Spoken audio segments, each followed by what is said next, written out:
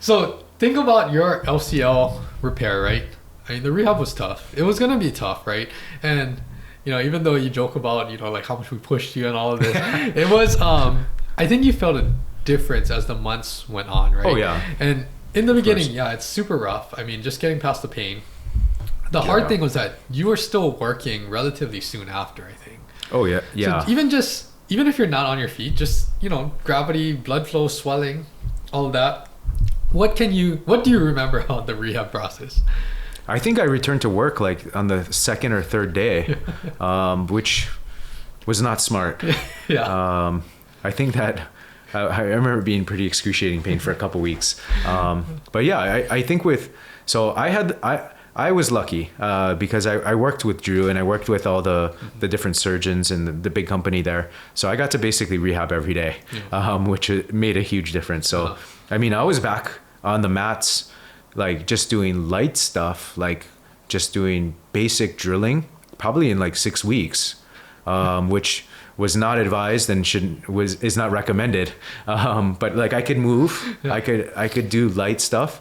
It was probably like 6 months before I did any significant rolling, but I mean that's still pretty ahead of the curve. So I mean the rehab that you guys had us on was awesome. So I mean it really in the first few weeks focusing on getting the swelling and inflammation down, getting the nerves and nervous system to start firing again. It makes a huge difference because I mean you're months ahead of the curve if you can get that going.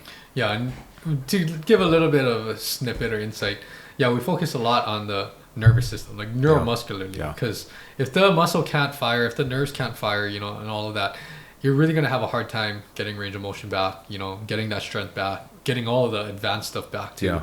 But I do remember so that it's coming back to me now, like I do remember that you were like rolling sooner than I was like, oh, this is kind of soon. But the one reason, I know I would joke with you a lot and be like, whatever, do whatever you want to do. But it's because you had that knowledge. So I know that you don't want to go through this surgery again. Oh, yeah. You don't want to do anything to screw up your knee. But at the same time, like, I think it showed you, like, how much of that rehab part made a difference. Oh, yeah. And I had enough trust in you, like, okay, you're going to do it anyway. So, just be safe. If anything, I would give you like some guidelines, like make sure this doesn't happen, like in other areas of your body, right? Because then the compensatory mechanism up and down the chain is just going to be tragic. I just had a flashback of like that time when I think I trained with this massive knee brace under my gi pants, and I would routinely just whack people in the face with it by accident, and everyone hated rolling with me. I remember that. I was always like, people were getting their fingers stuck in there, or I was hitting people with it. I hope that never happens again. Those were not good times. There were so many things, but I was surprised with how well you were progressing, I think. And, understanding about your injuries, your limitations, what you can do that's productive, I think. Because a lot of people want to get back, but it's like, is it going to be productive? Because if it's going to be a setback and in a couple months you're going to have to deal with the consequences, you want to try to avoid that. But if it's going to be a productive way of getting back, I think that's huge, because then you'll start to build off of that and get back to all the things that you want to do, right? Oh yeah. So since then, I'm sure you've been training pretty consistently, right? I think so. For the most part. This COVID kind of threw a wrench in all that. For the most part. But I mean, okay, to give you a lot of credit, actually, like when I actually see you roll and do all that kind of stuff, like I don't think you say enough, but you're pretty damn good. Like, you can hold your own with like people that you're in there with. It's not like a basic class that you're going to. I'm definitely a mediocre hobbyist at best. I would say that. But it is good to see like that your knee can withstand all of this. That it's like you said, what 7 years, 7 years later, and it's like how has your knee been since then? I guess since that first year, how has it been since then? Any problems? No, I mean I think it honestly took me probably like a year to feel really good on my knee, and maybe 2 years before I just didn't even think about my knee anymore. I'm still try to always be conscious of the positions I'm putting my joints in a lot more now. That's one of the big takeaways I've learned. So always trying to just pay attention to my mobility and my positions of my body, proprioception of everything. But yeah, I haven't had any issues with it, knock on wood. I really just focus on keeping mobility of my knees, my hips, keeping that flexibility there as well. And I try to keep some conditioning to it. I still do a lot of those horrible isometric exercises, the wall squats, the isometric lunges. I still do those almost a couple times a week. Just to keep it there. And it's so painful. I don't know if you've ever talked about the isometric stuff you guys have people do. We haven't taled too much about it. We can talk about it. Yeah. So it's basically all the worst exercises that they would make you do like as a kid when you goofed off.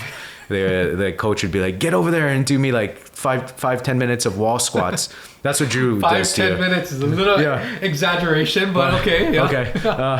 He'd break it up into rounds or something. And basically like isometric lunges. So holding the deepest lunge you can hold and holding that for time. And he would give you these workouts and it would always be those first. And you want to get to the fun exercises, but he's like, you got to do 5 minutes of that first. And it's like 5 minutes in each leg, which doesn't sound bad until you actually try it. And then you realize that you can only hold it for about like 30 seconds at a time. And that 5-minute exercise takes you about 45 minutes. So yeah, still do a lot of that stuff. I look like the weirdo at the gym doing that sometimes. It's all good. I would say it's a very unorthodox philosophy. And honestly, I wasn't exposed to that until I came to pro. And it's not the only thing that we do, but basically we do long duration isometrics to get more of that neuromuscular firing and control and build off of. And it works to not only get your muscles firing, but it helps to get your muscles to fire in length, like you kind of mentioned. And it really teaches your body like how not to compensate. Like basically we're trying to imprint the way that your body wants to move and fire. And we're just doing that in a very, very, drawn out long way that very is painful. And then the ironic thing is why I think it's like a hate-love relationship because since you've done it, I think you've experienced a lot more benefit from it. Absolutely. Doing it's very intense. It's like the worst thing that you could ever do if you're doing it right.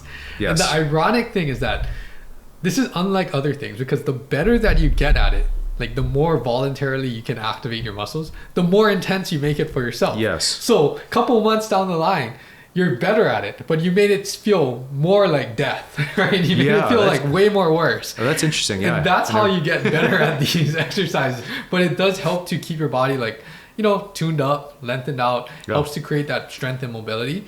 And you get more benefit when you start to do other types of training too.